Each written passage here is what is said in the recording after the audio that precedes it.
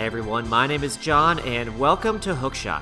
So, usually once a year, my two best friends and I will get together and we'll do a retro gaming weekend, where we'll pull out the N64 and we'll play games like GoldenEye, Smash Brothers, and sometimes Mario Party. But the game I look forward to the most is Mario Kart 64. And we'll do two different tournaments, one where we'll play through the Grand Prix and all 16 tracks, and at the end we'll do a point system for first, second, and third place finishes. The other tournament is Battle Mode, where we'll play best of 10 or best of 15 wins and go through each track one after the other. So after 20 plus years, I have a pretty good idea of what I like and don't like about this game. I'm going to try to get pretty specific on some of these. So if you don't agree with my choices, which I'm assuming you guys won't, please head to the comments. Let me know what you think. Just don't be a jerk, and I'll be sure to take a look and see what you guys have to say. So with that being said, let's get into it. Mario Kart 64, best and worst.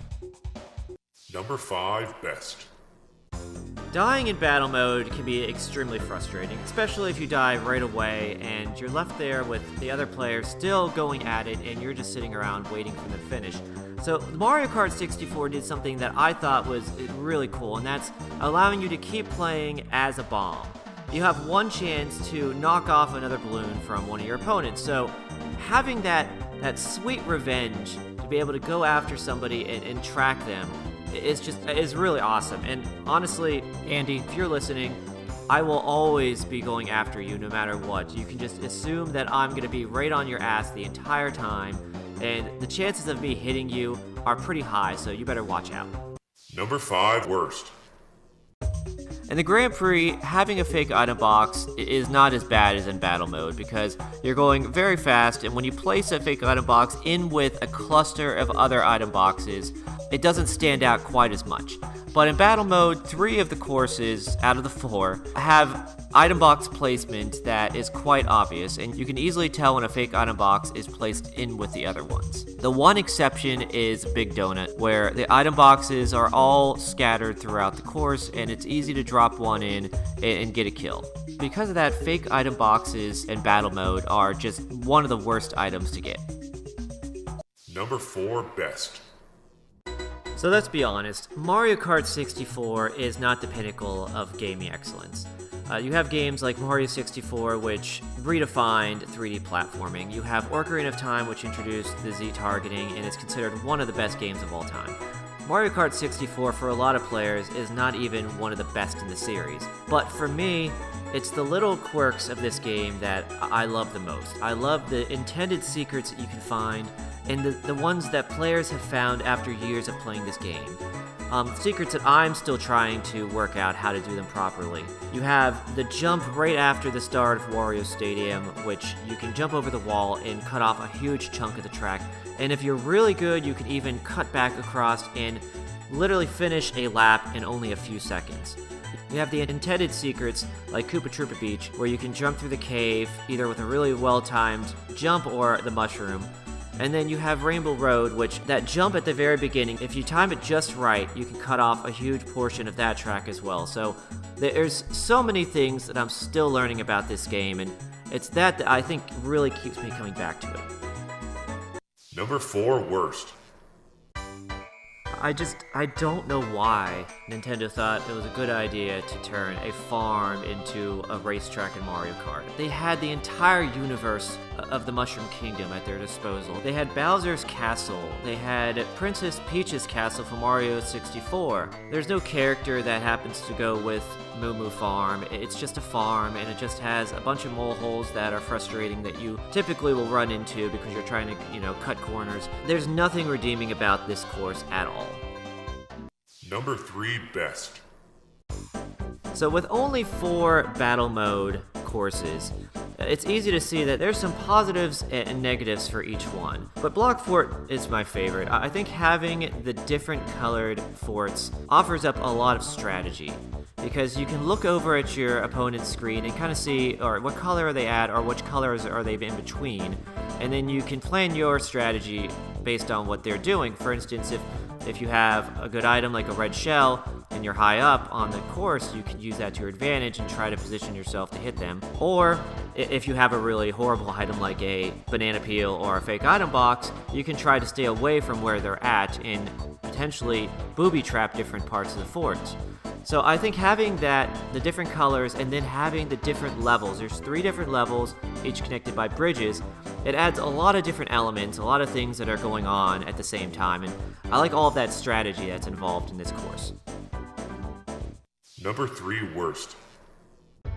Now this one's a personal gripe, and my 2 friends are gonna laugh at this, but I absolutely hate the bombs in this game. They come on typically when you're doing versus mode and you're racing, and what happens is these bombs will appear on the racetrack at predetermined positions. They'll have different patterns, like they'll go back and forth or do circles or figure eights or whatever. They get in the every time. I don't know what it is when I race, but I always hit them. Even if I try to steer as far away as I can, I always end up hitting them. So for me personally, I absolutely hate the bombs. I wish there was a way to turn them off because it's just such a hindrance when you're, trying to dominate in this game. Number 2 best. Toad's Turnpike is just a really fun course. You're dodging cars and buses on a freeway, and when you can get this into mirror mode, which is basically everything is reversed in the game. If you happen to beat a Special Cup on 150cc, you can unlock this extra mode, which is mirror mode, and it allows you to do all of the tracks in reverse. And for Toad's Turnpike in particular, having the cars and the buses coming at you head on is one of the hardest challenges in the game, and it's one of the most fun things you can do in Mario Kart 64. Number 2 worst. So now we get to it, the controversial one, the Mega Mushroom. And now hear me out for my reasoning behind the Mega Mushroom. Almost every item in Mario Kart 64 has a use or is really helpful. Items can be put behind you as shields, like the green shell, the banana peel, or even the item box, the fake item box. You can put it behind you as a shield, and that can be useful for defense. Items like the star, the thunderbolt, the blue shell are super helpful in a lot of situations. The Mega Mushroom causes you typically to miss the next set of item boxes that are ahead of you. It usually lasts just long enough that you'll go past those item boxes, and if you happen to be in second place and you're trying to get into first, by missing those next item boxes, you might be missing a star or 3 red shells or something that could push you over the top. The other problem is that the Mega Mushroom increases your speed in areas where a lot of courses you typically don't want to go that fast. You're going to run into something or fall off the course if you have that extra speed. So that's my real beef with the Mega Mushroom. And the number 1 best. This is probably my favorite item in the game because the Thunderbolt has so many different uses. If you're in last place and you're trying to make a quick comeback, the Thunderbolt allows you to not only catch up time because it slows everybody else down, but if you time it right, you can run over the racers at the very end of it, which in turn slows them down even further because they become pancakes. The other use for the Thunderbolt is holding on to it until the right opportunity. In a lot of the tracks, there's either a jump or some opportunity where you can make an opponent spin out or fall off the track, and potentially lose even more time if they have to backtrack further. So it's that versatility that makes me really love the Thunderbolt. And the number 1 worst. And here we have the other controversial one. Rainbow Road is a classic course. It is one of the best repeat tracks that Mario Kart has to offer. The original Super Nintendo version is awesome, and a lot of the newer versions are really interesting and fun to play. That's not the case with the N64 version. Rainbow Road on Mario Kart 64 sucks because it has rails. That is the biggest problem with this track. If they removed the rails, it would actually be a challenge. It would be worthy of that final track in Mario Kart. The music, honestly, it's great. I love the music. It's relaxing. The visuals are fine. There's nothing to this course at all. It is a lot of straightaways and curves. It has one hill. There's hardly any chance that you're going to get knocked off unless an opponent actually hits you at the right angle. You have the chain chomps, that's the only obstacle you have to dodge. It's a lackluster, super long final course in this game, and it could be fixed simply by removing the rails. If you remove the rails, you would have the chance of falling off at any curve. It'll be a lot more challenging and a hell of a lot more fun. Thanks to everybody for watching this video, and a special thanks to Andy and Jeff if you're listening. I've had so much fun playing multiplayer madness with you guys over the years. If you like what you saw, please subscribe below. And we also have a Patreon page set up, so you'll find the link in the description, or head over to hookshot.com for even more content. I'll catch you guys later.